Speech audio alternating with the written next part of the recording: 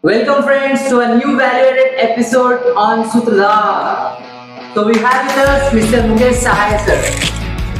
I would like to introduce him. He is a research scholar and eminent faculty in UPSC, having more than 27 years of experience and has given hundreds of selections to UPSC. So today we are going to learn on the most burning topic, Bangladesh, the most burning current affairs in recent days. So, what would you like to tell about Bangladesh, sir? Today, Sudhanshu, I will tell you about the historic background of Bangladesh. Right from the historic background, in the sense that the root cause. Okay. I mean, from where it started and how the Bengali entity versus the communal entity. There are certain narratives in Bangladesh in making. We need to understand. Okay. Actually, if you look at this episode, this Bangladesh issue, you will be shocked to know that it's a kind of case study where a linguistic identity tries to, make dominance on the communal identity. This is a kind of case study and how this confusion prevails even in 21st century. So we need to delve deeper to learn about this issue. And I will try to, open up different layers of this topic because it is quite, complicated kind of story. So we need to delve deeper to understand various layers of this Bangladesh episode. See, Sudhanshu, what happened basically, right from the beginning, tremors were there. And actually, if you look at the making of Pakistan in 1947 itself, Okay. it was something bizarre. Because if Pakistan wants to reach East Bengal area, Okay. they have to travel 1500 miles. Oh. So that is something very bizarre kind of thing. Sure.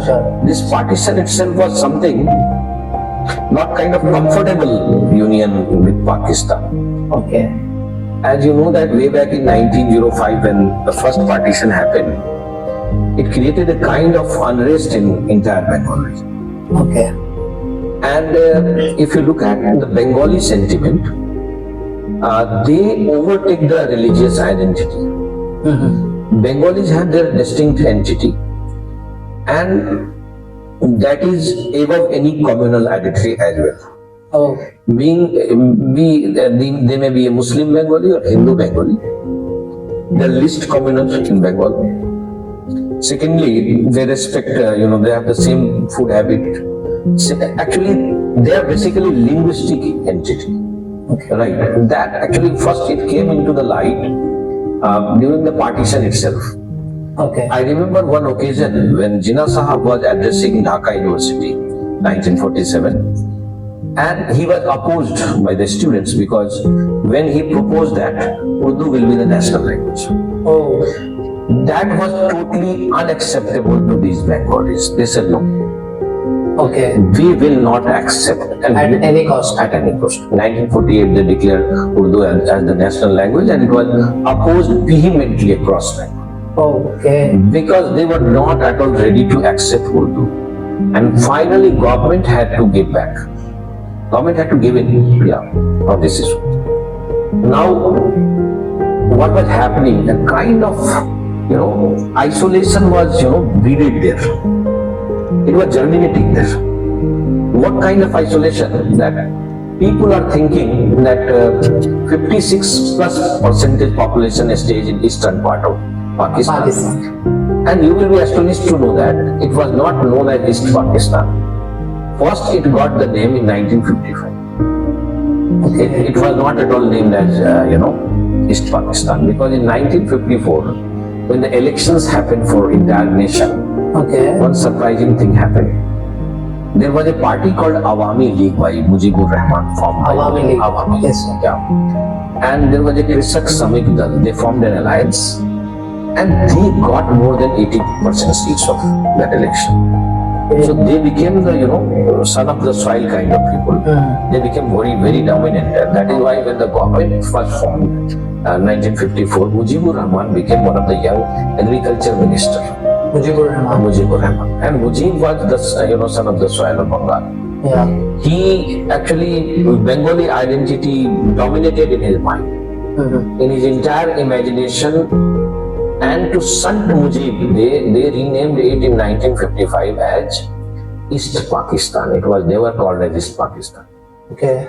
They do it deliberately.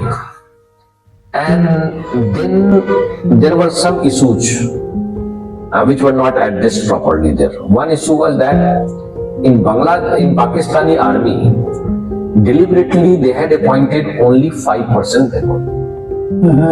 So representation was very poor. Very, very poor. Very poor.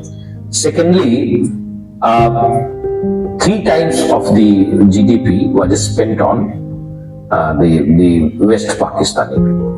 Suppose 100 rupees is spent on the West Pakistani. 300 is spent on East. No, on West. Reverse. Reverse, yeah. 1/3 will be spent on East part. Okay. That is the point. Very less money. So unemployment is very high. You are attacking their cultural entity. You are attacking their entity itself. You are attacking their survivors. So gradually a kind of a sense of insecurity is prevailing in Eastern part. Okay. Moreover, it is far off. All the developmental projects are,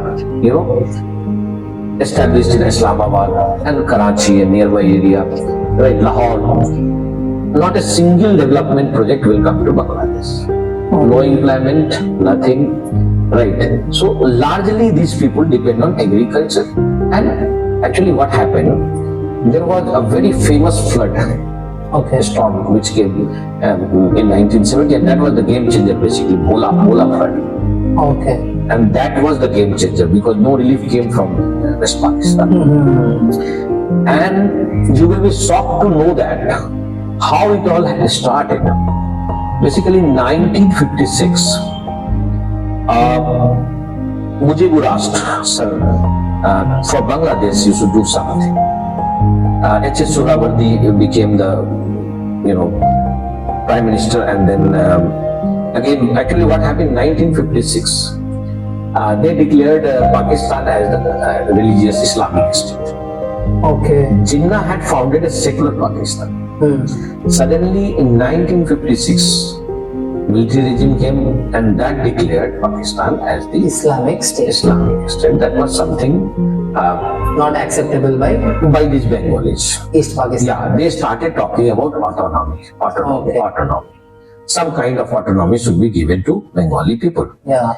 But the problem was that out of 313 seats in Central Legislative Assembly, 169 or so there is in this Bangladesh area, East Pakistan area. So if this guy getting 167 out of 169, then he will have a majority in both sides. Yes. That will be the problem, and that happened. Okay. In 1966, you will be shocked to know. Mujibur Rahman asked for 6 popular demands. Okay. He demanded for separate Bengali entity. He also demanded for separate taxation.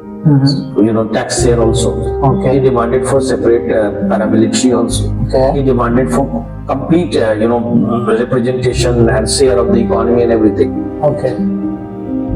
And this was his demand till the last. Till they didn't, resorted to the full-fledged military war. Mujib never asked for a separate nation. Okay. That is also a very unique thing. Unless it comes to this level, he will not ask for separate nation. He was looking for a kind of autonomy, and that was never granted. So now they arrested him, fabricated cases, and so many times he was arrested and released. Because of, mass was always in the support. Favor of Mujibur Rahman. Okay. So whomsoever came, they did so, they played it. But, the wonder of the wonder happened in 1970 elections. Okay. Wonder of the wonder, because out of 169 seats, he was getting 167 seats from the Bengal side. And then what is happening? That Bhutto, Zulfikar Ali Bhutto getting only 81 seats.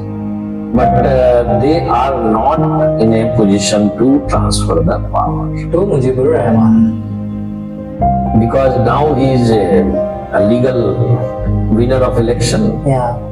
So they are planning to kill him. They are calling him to come. Military is calling to come and discuss. Yahya Khan, very intelligent man. Okay. So military regime, they want to, we will speak to you, but Mujib not going. Mujib knows. So he will say, you appoint me as the president or prime minister, whomsoever elected body I am. So I must be the prime minister of this nation. Head of the nation. Head of the nation, but that is not happening. Okay. So in March month, so many strikes will be organized by Mujib. Okay. And they will come out with, they will say we want to discuss, but in the meanwhile they will send army, and that is known as Operation Searchlight. Okay.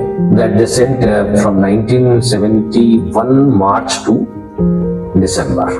It was almost 9 months they tried, 9 months. and this guy was arrested. Mujibur Rahman was arrested, and they killed more than 30,000 people In 10 months. in 10 months. Some people say 1 lakh also. Oh. So in that entire movement, there was one Islamic group of Bangladesh involved, known as Jamaat-e-Islam. Jamaat-e-Islam. Yeah, that was most powerful, and they were the institutional base for whatever was happening. And finally Mujib was released, and Mujib asked from Indian government to help, and then Indira Gandhi stepped in, and thereafter, as you know, that the Bangladesh Partition happened. got formed. So it got formed in the month of December 1970. That was the first, that is how Bangladesh is making happen. Thank you, sir. It was a great session learning about Bangladesh, origin of Bangladesh. So what will be our next topic, sir? In the next session, we will discuss about the constitution in making. It was really an enigmatic puzzle because, it was a kind of checkered constitution. It started with the secular kind of constitution, later evolved like a, Islamic state. And then again, when 2009 the Awami League came, it got many changes. So we need to know how the constitution became, the shaping ground of the nation. If you really want to learn about the functionality of the government, you need to understand the constitution. Okay. So that we need to know, and what is going to happen in the next, that is also we are keeping eye on. Okay, sir.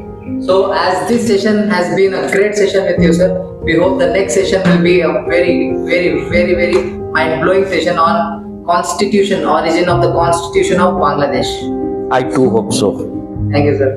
So friends, please stay tuned. Always keep learning with Sahai, sir. Thank you, sir. Thank you. So much. Thank you very much.